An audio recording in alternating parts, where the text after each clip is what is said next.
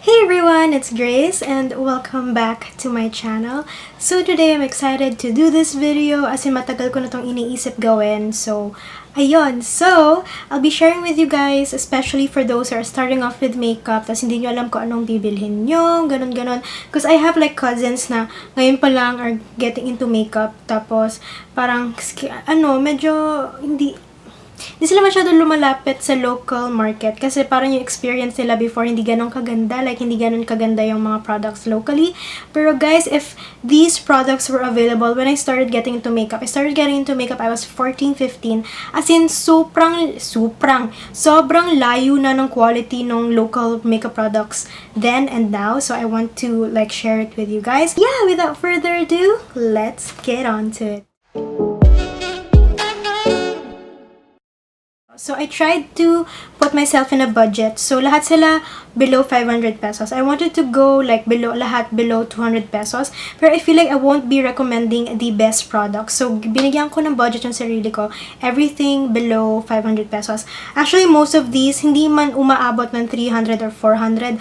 They're still under the 300, 200 budget. Pero may mga like 1 to like 3 things na aabot siguro ng mga 300 plus. Pero not even 400. So, lahat to below 200 pesos. So, itong tatlong to, yung favorite kong pangkilay. So, yung una kong gagawin is yung dalawang pencil. Ito yung Careline Best Brow Liner. So, yan. Retractable siya, guys. And then, may spoolie na siya sa kabilang side. Yung nagustuhan ko dito kasi ang mahirap sa like local market, lalo yung mga pangkilay nila, laging may reddish undertone, orange undertone. Ang pangit niyan talaga sa kilay, guys. Huwag niyong bibilin yung mga ganong shades not unless like mag-work sa ano nyo, sa hair nyo. Pero minsan kasi yung, ewan ko ano nangyayari, mas nagre-red siya throughout the day. So, nagustuhan ko to kasi very friendly for Filipinos kasi ano siya, taupe or like a grayish brown. So, very natural lang yung itsura niya. So, I really like this. Detail Makeover Make It Pro Starter Pen. Ito recently ko lang na-discover, maybe 2 weeks ago. I have it in the shade Brunette. Parang pareho siya dun sa Careline, pero feeling ko mas fine ng slight yung tip nito. Tapos mas madaming shades ata available, like 5 shades available. It also comes with a spoolie. Kung magre-recommend ako, ito kasi is 150 pesos, ito 149.75. So 25 cents yung difference na. But I do like the Detail Makeover Starter Pen kasi mas softer siya. So, mas nabiblend ko ng maayos at mas mukha siyang natural compared dito sa Careline. So, basically, yung Careline yung mas matigas na version ng Detail. But, overall, I do like both of these. So ito yon, the Bilena All Day Brow Pen. Super love this. If you've ever tried the K palette eyebrow, basta yung may pen din sila yung K palette.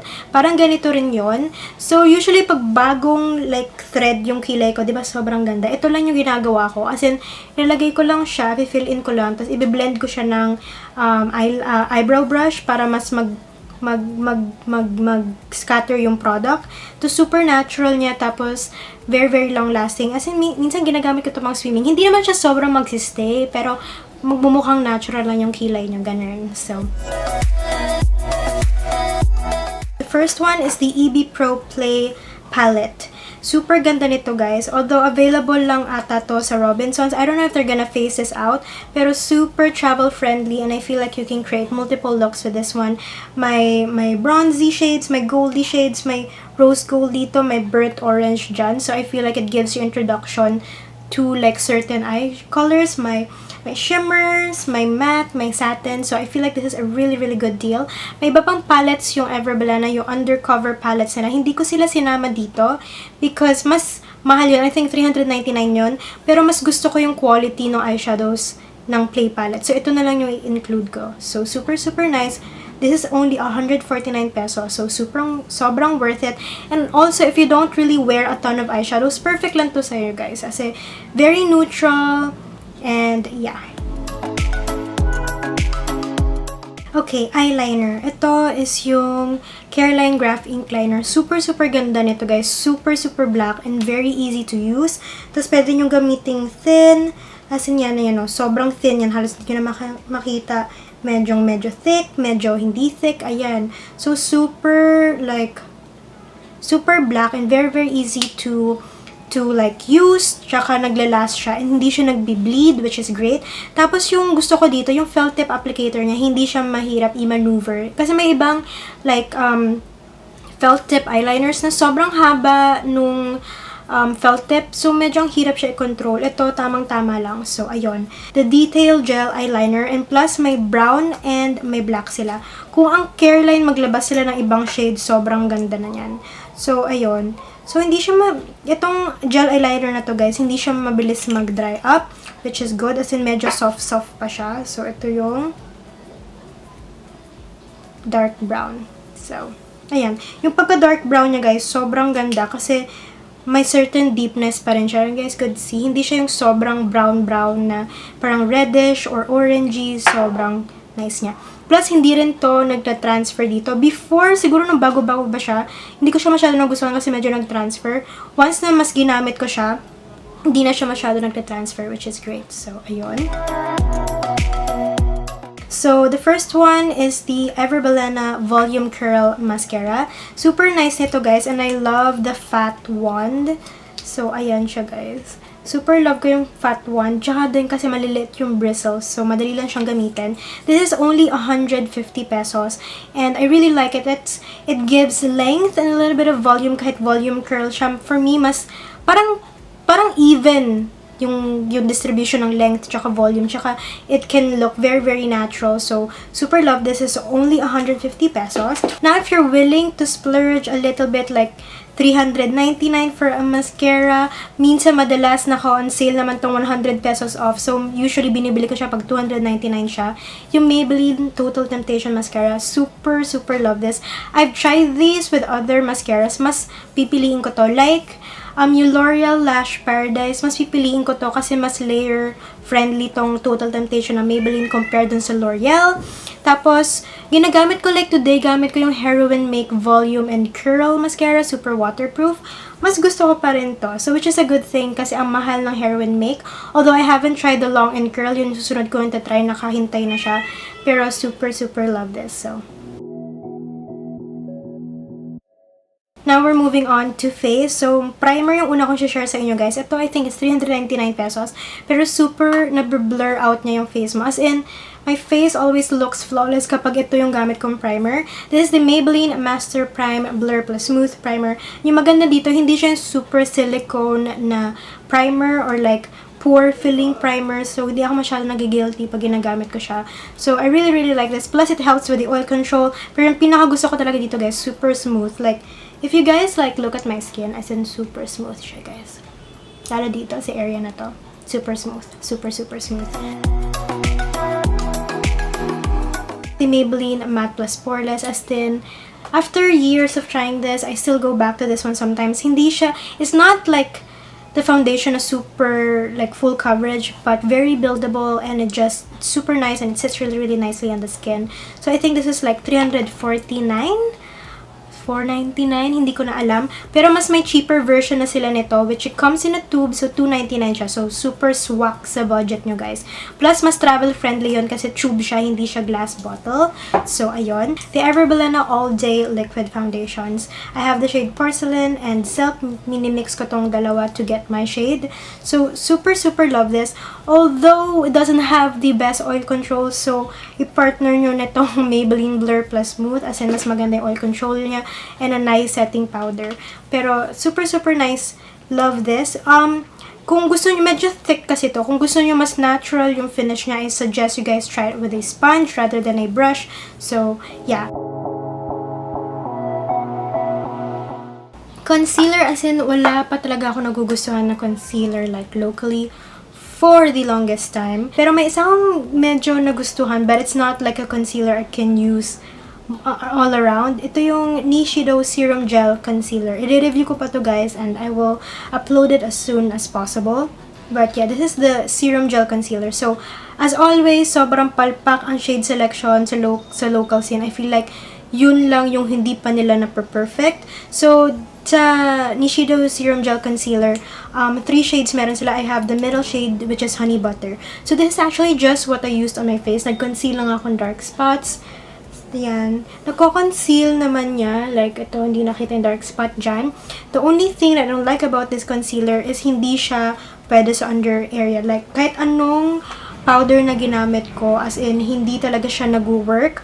Lalo kahit anong powder gamitin ko, hindi talaga siya nag-work kasi nagki-crease siya dito. Kahit Laura Mercier pag gamitin ko, kahit expensive powder pag gamitin ko, hindi talaga siya nag-work. But to conceal like dark spots, pimples, gano'n, nag-work naman siya. And ang gusto ko sa kanya, nagbe-melt siya sa skin. So very skin-like or natural yung coverage niya. It's not full coverage yung sasabihin ko, pero it's pretty good. First one is the Mineral Loose Powder from Detail. This one is really, really nice. It actually smooths your skin out. And I don't know what it is, but this powder has a certain glowy finish to it. It's like, I don't know what it is. It doesn't look too powdery. There's a certain like glow just coming from within every time I use this with any of my foundations. So I've used quite a bit of this, and yeah, the only thing I don't like about this, I don't think they have translucent. So I have the shade Light. Yeah, but this is actually becoming one of my go-to powder foundations. I mean, like loose powder. It's really, really nice because I like that it's not too powdery on the skin. Fashion 21 two-way cake with papaya extract. This is actually just what I used on my face today on top of the Nichido Serum Gel Concealer. I love two-way cakes because I love using it with a damp sponge. So that's just what I do. I have it in the shade number 2. I use the Anna K all-covered beveled black sponge to do my powder. For me, I like that method more because if I use it with a brush, I don't know, it just looks too flat and it's not very skin-like. So with the use of like a damp sponge, it just melts into the skin really, really nicely. I really, really love this. It's super, super nice on the skin. It sits really, really nice on the skin. It doesn't accentuate the dry patches, which I love. You can use it wet and dry, which is amazing. I have the EYEBROW Pro Cheek Set. This is amazing. So if just this one, the contour shade, I don't think like all skin tones can use it, but it's so nice. I've literally made a dent in all 3 pans. So I love the contour. It's just the right amount of contour. It's not too gray and it's not too orange.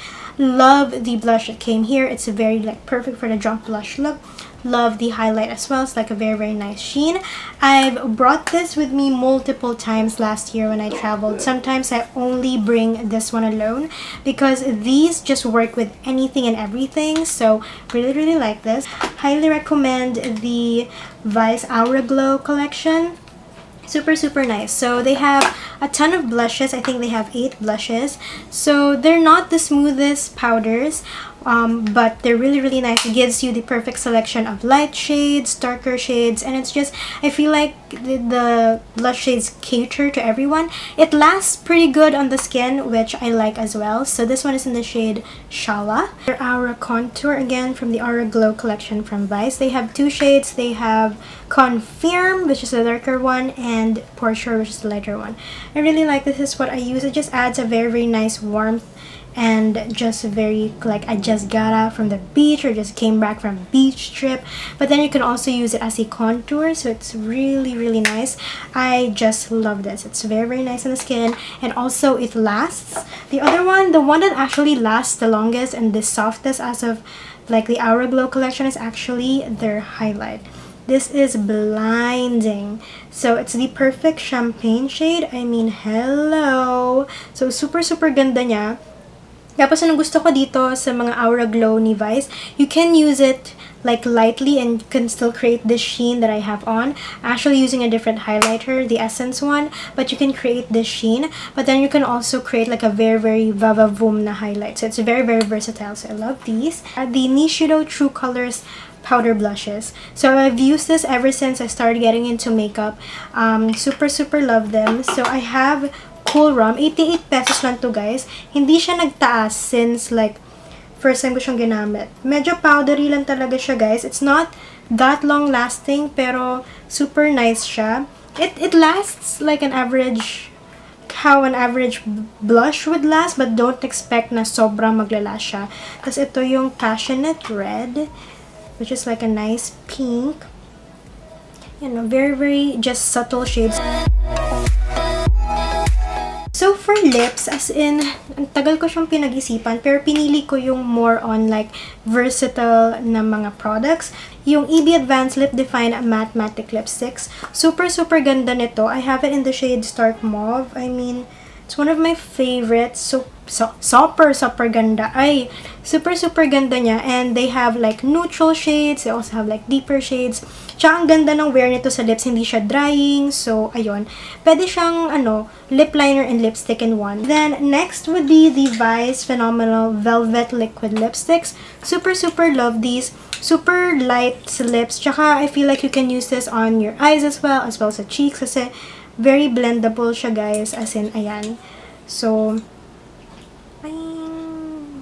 super nice. If you try the Peri Pera Airy Ink Velvets, very similar yung quality nila. So, you can use it a couple different ways. Super light siya, guys. Very light on the lips. I highly recommend these. Lastly is yung Colorette Velvetants. So, ayan. Tatlo yung meron ako nito. Hindi ko mahanap yung isa, which is RSVP. I have Birthday Cake and Rosé. So, super nice. Ito naman, mas moussey naman yung formula nito compared sa Vice Phenomenal Velvet Liquid Lipsticks. Kaya ako to i-include dito. Kasi, again, same with the Vice. You can use it couple different ways. And, if pwede mo siyang gawing tint, tapos pwede mo siyang gawing, pwede mo siyang gawing, full-on liquid lipstick. Tapos, naglalast tong mga velvet tints na to. So, super love them. So, basically, yun yung mga picks ko. If you're starting or building your makeup collection or your little Kikay kit na gusto nyo, very minimal lang, tapos, wala kang masyadong budget, I highly recommend these products. So, yeah, hope you guys like this video. Please continue to support this channel by clicking the subscribe button down below. Don't forget to give this video a thumbs up, and I'll see you guys in my next video.